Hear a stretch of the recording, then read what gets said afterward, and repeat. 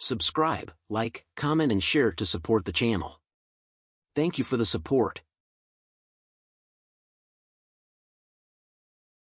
We now turn to Dolores, who was by herself in a room that was lighted by a single candle flame on her table. She appears to be writing something down.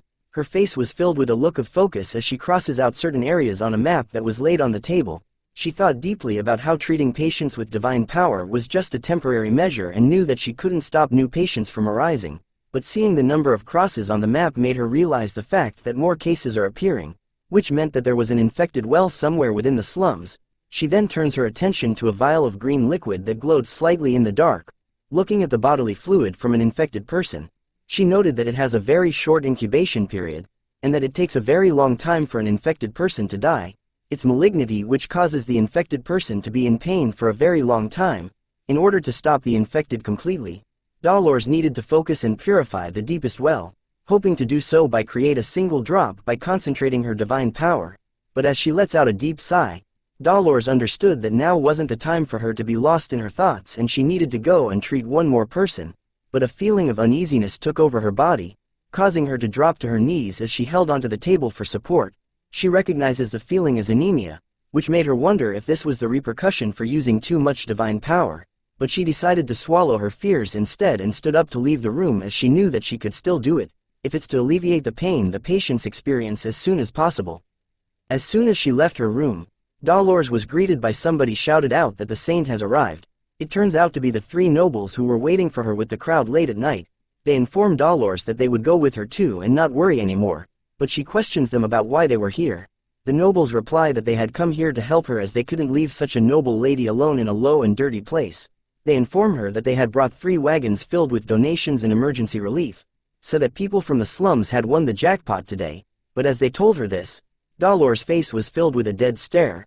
Her vision of them was muddied with a purple blur as she sees them for what they were. The nobles continued to tell her that they thought the people of the slums would be skinny and live in filth, but discovered that they were quite humane. One of them wonders if they may have gone overboard with the donations, as another was worried that if they give the slum people the donation, then they will lose their will of self-sufficiency. The nobles soon cut to the chase and informed the saint that it was also a gentleman's duty to protect the lady, which was why they wanted to follow along with her. Dolores then replied back to them, saying that she thought they had delivered their intentions well. With a holy aura surrounding her, she tells them that she would leave it them with a smile on her face. Just those words and look on her face was enough to capture the hearts of the 3 nobles as they blushed heavily while gripping their chests tightly. We soon returned to the tents that held the infected patients of the slums.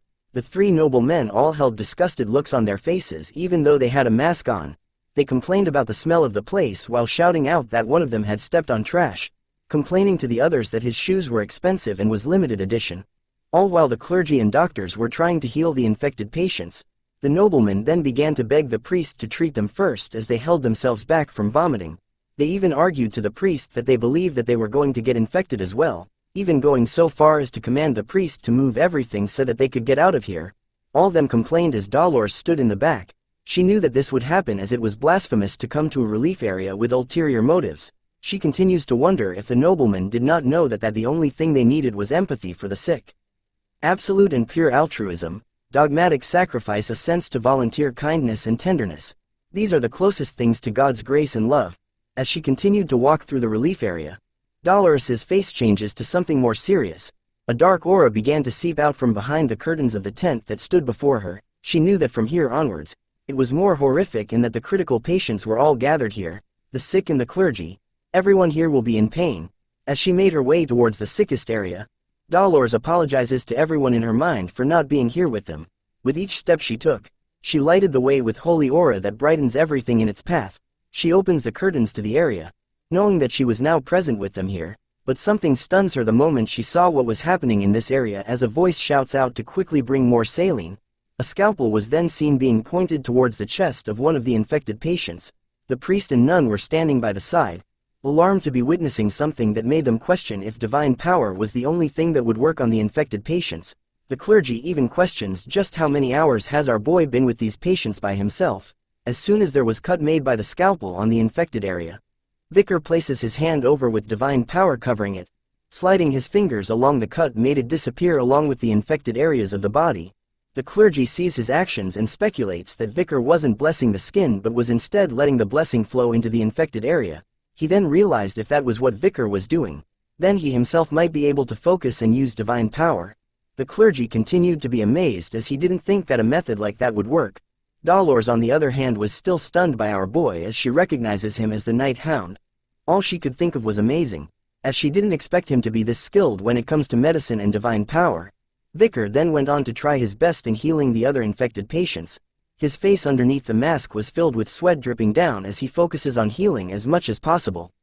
In general, divine power is a cleric's prayer reaching God, which God then accepts and gives the cleric power. The amount of divine power given depends on how devoted you are to God, and the amount of divine power is proportional to the amount needed to perform a miracle. 1 divine power is equal to 1 miracle, and 10 divine power can create 10 miracles. However, Vikir knew of the method on how to perform 10 miracles with 1 divine power and 100 miracles with 10 divine power. During the time of the fall, the monsters that mobbed them and the number of patients lying in front of the clerics, which outnumbered the monsters, knew that the amount of divine power they possessed couldn't stop the disaster. The decision made by God is because of the desperation and wavering faith of the clerics, so they changed the equation to perform miracles. Take measure now, and face what happens after. Perform miracles first and deal with what happens later. Even if the divine power they needed to recover came with interest, it was a strange phenomenon where they used all the divine power they could muster. People called this phenomenon as advanced divine power.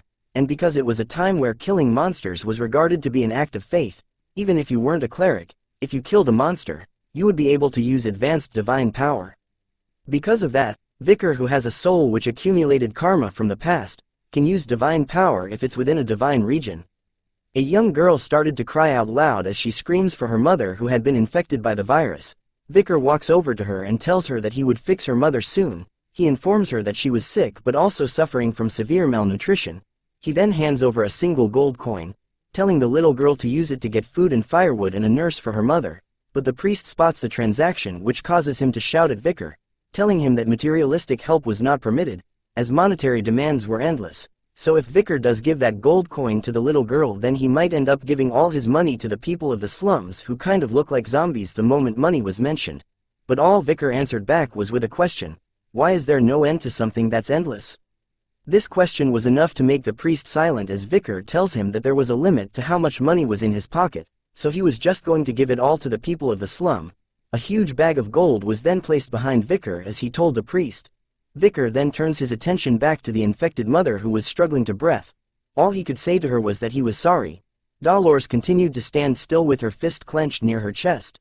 She had overheard Vikir telling the infected patient that he was sorry. Seeing Vikir made her question why this person was sorry for and why was he apologizing. She soon recalls the time that they had tea together where Vikir answered her question by stating that theology is essentially the process of understanding humans, so it was inevitable. Recalling that memory made Dolores wonder if Vikir had the same reason as her. Seeing the divine power resonating brightly from Vikir, Dolores wonders if Vikir was apologizing because he wasn't able to treat more people. As she gazes upon the bright light that Vikir's divine powers had brought forth, her heartbeat began to sound even louder as she turned away from him. The 16-year-old girl, who was still young and inexperienced, the Saint Dolores, as she held her trembling hands together in a prayer position, she soon places them onto her chest while her face was blushed heavily. Dolores' heart had started to beat fast for the mysterious man who was in front of her. One more lady has fallen for our boy's Riz. A round of applause, everyone. Vikir had healed as much people as he could. He soon touches his mask and removes it, revealing a sweaty face and tired look. He then takes a sip of water from his water pouch, sitting on a fence on a beautiful sunny day. But something soon catches his attention as he stops drinking to turn and see what it was. Seeing that Dolores was standing beside the tree behind him, Vikir immediately puts on his mask while asking her what was wrong. But all she did was stare at our boy with a nervous look on her face. She then sits beside him, asking Vikir if it was alright for her to talk to him for a moment. Vikir paused for a second before telling her that he didn't mind. Dolores thanks him for his help as it was thanks to Vikir that they were able to treat all the casualties, but all Vikir tells her was that he just did what he needed to do. Hearing his reply made Dolores comment that she expected him to say such a thing, but an awkward silence soon arrives as neither one of them exchanged words. Dolores could only stare at Vikir in awkward silence once again, but this time, she grips her skirt tightly in her hands, telling Vikir that a strong person like him should have been born with divine power. This was when she reveals her honest thoughts to Vikir, telling him that she believes she was lucky to be born with divine power, but her body, mind and faith weren't as strong, making her question why God would choose such a weak person like her to be the saint.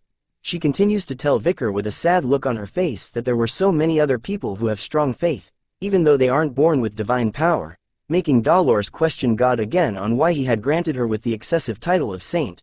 This is when our boy's Riz goes to work. Vikir tells her that the fact that she was in anguish and guilt was the reason why God had chosen her. He continues to tell her with a smile on his face that what the world needs is a light that shines through the deepest and most ferocious places.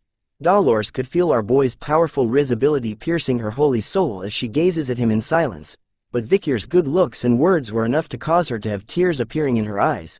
Her body continues to tremble from Vikir's Riz presence, asking him if she would be able to become the person who would be able to say those things. Our boy takes a moment once again before telling our future waifu that she will. The conversation between lovers ends as we explore the outcome of what happened in the slums. The outcome of having the Quo Vadis family's clergy gathered and praying in one area was that all processes involved in the creation of holy water ended successfully, a divine essence that's able to purify all of the infected within the slums with one drop. 3 drops of the concentrated holy water were created, including reserves. The name of it was Plani de la Verge, the saint's tear, as 3 bottles were only made. Those same 3 bottles were placed on top of a cushion and positioned as a type of altar. Dolores was seen kneeling down in front of it, placing her hands together and wearing a ceremonial dress. She started to pray. She chanted the following words: "Everyone behold, the woman whose son is the one and only is here. I who unfortunately had to nurture God's son, wailed at night and it lasted until the next. I'm in so much agony as my heart could not follow. Today is the most agonizing and sorrowful day for me." As Dolores continued to pray with all her soul and heart, a bright yellow light started to appear all around her, surrounding the altar that the 3 bottles were placed at as a pillar of yellow light shined brightly on them. The 3 bottles were soon placed into a case that one of the soldiers held. The soldier who held the case closes it, thanking the Dolores for her hard work and informing her that they would make sure that they store this well in the basement's safe. Dolores commented that she would leave it to them. Her attention was then drawn somewhere else as she gazes outside the church with a nervous look as she knew that something else must be done now. The scene then changes to a beautiful angelic statue. A cardinal appears with a prayer bead in his hands. He stood alone in front of the angelic statue before Dolores calls out to him, calling the man that stood alone as father. She informs him that she had came here to report something about the Red Death. Her father spoke out to her, telling her to come closer while calling Dolores his fairy and daughter. She readily accepts his command and moves even closer to him while holding on to something. Her father touches her shoulder and noted that she had made a large offering this time. He smiles at her with joy as he expected it from his daughter.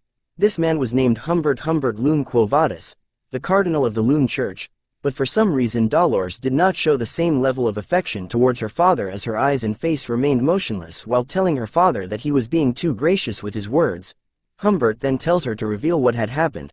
Dolores informs him that at first they had planned to use the saint's tear that they had created to purify all of the water that's flowing underneath Saint Mecca. Hearing this made Humbert question her on whether they had found the source of the infection. She tells him that they did and revealed to him that the source of the infection had came from an unregistered well in the slums. She added on that there were children who had testified by saying that a spirit had cursed the well, making it severely infected. They had also found the glass bottle that the criminal had used to store and spread the infection. She also tells Humbert that after investigating that area, they had found a suspicious object. As Dolores showed him the thing, Humbert was startled to see what it was. He questions her on where she had found these items, to which she tells him that they were at the well. Humbert's eyes began to fill with divine holy rage as he recognizes the emblems on the items as those belonging to both the Leviathan and Bourgeois clans. He commented out loud that it seems that those clans were both getting along well, but questioned on how they were able to create an artificial virus. How dare those lowly poison addicts and misers insult divinity? Shouted Humbert as his divine rage started to manifest itself as a heavy yellow aura all around him. His rage doesn't end as even the area around him started to shake heavily from his anger. His entire body was filled with divine rage as he tells Dolores to declare a holy war. Time to play some crusade music. Dolores could only stare at her father in silence, while thinking that Daddy was definitely pissed, but he soon talks about the guy that calls himself Night Hound. Hearing those words catches her attention as Humbert tells her that he was suspicious. His face was filled with a different kind of hatred as he tells Dolores to catch Vikir right away and to make him confess every single thing. But our future waifu shouts back at Daddy, telling him that Vikir was innocent, which shocks him. He stares at her and couldn't believe what she just said as Dolores showed her own version of her pissed-off face. Go waifu. She continues to defend our boy by telling her father that he was someone who did his best to treat the infected, and that the reason why there weren't any casualties was because of him. She continued to shout at Humbert that there was no way that Vikir was evil. But a sense of dread was felt as Humbert sees how his daughter was acting all of a sudden. He noted that for his daughter, who had never gone against him, to say that, hearing those words causes alarms to go off in Dolores' head as she looked at him with a shocked expression on her face. Humbert then raises his hand into the air with divine power covering it, telling Dolores that he was personally going to interrogate Vikir. Dolores could only scream out loud as Humbert shoots up a powerful ball of divine power into the air. The ball of light continued to shoot upwards into the sky before exploding into a very bright light that casted itself all over the city. He then tells Dolores that it was meaningless for her to go against him as guards were seen located right outside of where Vikir was staying at. This was when Humbert reveals to Dolores that he had already sent the paladins to go after Vikir. The paladins started to make their way quickly up the stairs. They then positioned themselves right outside Vikir's door like a SWAT team. One of the paladins soon kicks the door wide open as another one of them announces that the Night Hound was a suspect of causing the Red Death. But all that was left in the room was empty air as the paladins were shocked to see that there was no one here. Only a single window remained opened. The scene then changes back to Daddy and Dolores where another clergy member is seen running towards them. He waves his arm into the air and informs Humbert that something bad had happened. He turns to look at the clergy and asks what was wrong. The clergy member's face was filled with panic as he struggled to catch his breath, but once he did, he informs Humbert that one of the saint's tears that had been locked in the basement had disappeared from the basement safe as it was revealed that a hole had been made in the case that kept the bottles. Even our future waifu was stunned to hear this news, but she soon connects the dots as she figured out that this was the reason why Vikir came here. Vikir now stood alone on top of one of the city's tower. He held one of the saint's tear in his hand as it continued to shine brightly. He looks at it with a smile and thanks them for it. As soon as he turns his back, our boy disappears from the city in an instant. 'Cause he's Batman. Thanks for watching the latest part from the voice of Manhwa. Subscribe for more content and don't forget to comment below what you want to see in the future. Like and share for more.